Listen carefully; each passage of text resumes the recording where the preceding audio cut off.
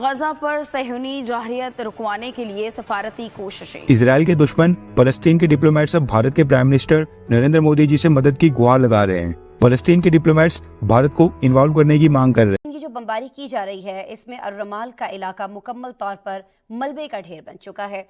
सियानी फौज की जानिब से गजा के इलाकों पर हजारों टन बारूद गिराया जा चुका है। आपको पता है कारपेट बम्बिंग की जा रही है। वहाँ के मनाजिर अगर आप देखें तो आपको हर तरफ लाशें बिखरी नजर आएंगी, हर तरफ तबाही के मनाजिर हैं। कहाँ का इंसाफ है, कहाँ का मुसलमान है, कहाँ का दीन है ये? क्या आप देखिए औरतों को पकड़ रहे हैं, बच्चों को आपने हॉस्टेज बना लिया है, लड़की के कपड़े उतार दिए हैं और फिर अल्लाह अकबर के नारे लगा रहे हैं। ये कौन सा इंसाफ है, ये कौन सा इस्लाम है? मुझे आप बताइए। अबू उसामा हमास का एक बहुत बड़ा leader, top tier leader Hamas का मारा गया। कल ही इजराइल ने 2 और लीडर मारे थे। It is purely terrorism. जिस तरह मोदी साहब ने भी ट्वीट किया है, उन्होंने कहा है कि this is a terrorist attack, और इसमें बिल्कुल कोई शक नहीं है, टेररिस्ट अटैक था। 75 साल से आपने भर्ती किए, अपने मुजाहिदीन तैयार किए, आपने बॉर्डर क्रॉस करवाए, जो भी हुआ कुछ फायदा हुआ? अमेरिका ने जालिमाना बमबारी को इजराइल का बुनियादी हक करार दिया है। कि पता लग रहा है कि पूरा वेस्ट बैंक और गाजा दोनों के दोनों अब की बार इजराइल अपने कब्जे में ले लेगा। इस तरह से इजराइल फरोशियसली स्ट्राइक बैक कर रहा है और यूनाइटेड नेशन उसे बिल्कुल नहीं रोक रही, वेस्टर्न वर्ल्ड नहीं रोक रही। ईरान बी केयरफुल, ईरान जरा ध्यान से। अमेरिका के प्रेसिडेंट मिस्टर जो बाइडेन ने ईरान को धमकी दे डाली है, चेतावनी दी है, थ्रेट किया है। निहत्ते जो सिविलियन थे जिनके पास दे वर नॉट आर्म्ड और जिनका कोई फॉरेन पॉलिसी, डिफेंस पॉलिसी के साथ उनका कोई रिलेशनशिप नहीं है, उनको निशाना बनाया गया और जाके वहां पे 900 लोगों को बुचर किया गया है। मैं समझता हूँ ज्यादती, ये मैं कंडेम करूंगा इस चीज को। ये ना तो ये इस्लाम है और ना ही ये ह्यूमन बिहेवियर इस तरह होना चाहिए। It is purely terrorism. जिस तरह मोदी साहब ने भी ट्वीट किया है, उन्होंने कहा है कि this is a terrorist attack, और इसमें बिल्कुल कोई शक नहीं है, टेररिस्ट अटैक था। और जिस तरीके से उसके ऑप्टिक्स आए हैं, लोग देख रहे हैं, खवातीन को, बच्चों को जिस तरीके से टारगेट किया जा रहा है, ज्यादती है।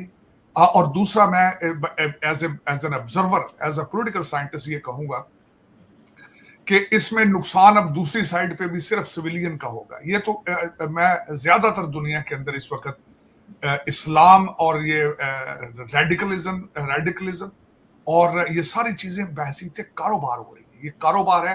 दूसरी साइड पे भी मारे जाएंगे तो इनोसेंट सिविलियन मारे जाएंगे और लार्जर तादाद में मारे जाएंगे, क्योंकि इनकी कैपेसिटी और एबिलिटी नहीं है टू डिफेंड देमसेल्फ। अब आप देखें, अटैक करने वाले मोटरसाइकिलों पे लोग बैठे हैं, कोई ट्रेंड नहीं है, सोल्जर्स नहीं है, पैराग्लाइडिंग के जरिए अटैक कर रहे हैं, पूरा उनकी सारी ट्रेनिंग है, ये जो कुछ भी है। अब दूसरी साइड पे जब एक ऑर्गेनाइज आर्मी, एक जो कि वेल इक्विप्ड है और दूसरा ट्रेंड है और कैपेसिटी रखती है, एबिलिटी रखती है, जब वो ऑपरेशन करेंगे तो ये किस तरह अपने आप को बचा पाएंगे? ज्यादती की है इन्होंने, इंसानियत के साथ ज्यादती की है, अपने फलस्तीनियों के साथ ज्यादती की है, इन्होंने जूइश स्टेट के साथ ज्यादती की है। इसको जितना भी कंडेम किया जाए अंबर, मैं समझता हूँ इसको करना चाहिए। और इस वक्त मैं, बल्कि ये मेरी ख्वाहिश होगी कि मुसलमान जो है, बजाय कि इस पे, इस वक्त तक तो देखा जाए तो बड़े कम ममालिक हैं जो इसकी सपोर्ट में निकले हैं, लेकिन उनको चाहिए कि टेररिज्म के खिलाफ अपनी आवाज बुलंद करें और सारे इसको कंडेम करें और इसराइल को सपोर्ट करें। और हमास या इस तरह की चीजों को मेरे ख्याल में इस तरह खुला नहीं छोड़ना चाहिए जिस तरह वो कर रहे हैं। ज्यादती की उन्होंने। इनफैक्ट यूएई पहला इस्लामिक कंट्री बना है जिसने इसराइल के समर्थन में आगे आकर बोला है। हालांकि जैसे कि आपने भी बात किया कि जो एक पीस के लिए काफी लंबे अरसे से, इनफैक्ट 1948 से ही इसराइल पूरे मिडिल ईस्ट में कोशिशें कर रहा है और यूएई के साथ भी उनकी डील हुई, सऊदी अरेबिया के साथ भी उनकी एक पीस डील ऑलमोस्ट होनी तय थी और ऐसा नजर आ रहा था कि सब कुछ अभी जल्दी ऑफिशियल हो जाएगा। और उस पर इनफैक्ट मैंने भी कई सारे डिस्कशन किए थे और यही सवाल था कि इस पूरे इस्लामिक वर्ल्ड में जिस तरह से इसराइल से रिश्ते बेहतर होते जा रहे हैं, ईरान और कुछ मुल्क अलग छूट जाते हैं। पाकिस्तान को भी लेकर सवाल था कि पाकिस्तान किस तरफ जाएगा, क्या इसराइल को सऊदी के साथ सपोर्ट करेगा। तो सवाल इसको लेकर भी उठ रहा है। दरअसल कई सारी रिपोर्ट्स हैं, कोई कहता है ईरान इसके पीछे है, कोई कहता है टर्की है, कई सारी रिपोर्ट्स हैं। आपको क्या लगता है आखिर किसकी ये पूरी बनाई हुई खिचड़ी है, कौन है इसके पीछे? इसके पीछे देखें, अगर मैं बताऊं इसको कि ईरान के वैसे यूनाइटेड नेशंस के अंदर जो उनका रिप्रेजेंटेटिव है यहाँ न्यूयॉर्क में, उन्होंने कहा कि हम इसमें इन्वॉल्व नहीं है, लेकिन मुझे ये बताएं $100 मिलियन एक साल का हमास की फंडिंग करता है ईरान जो है, और दूसरा उनके मुसलसल एक दूसरे के साथ रवाबत है। दूसरा आपको यहाँ पे ये भी बताना चाहूंगा कि सीरिया के ऊपर 200 से ज्यादा इजराइल ने एयर स्ट्राइक्स की हैं। किस वजह से की हैं? क्योंकि मुसलसल वहां पे असला आता है ईरान से।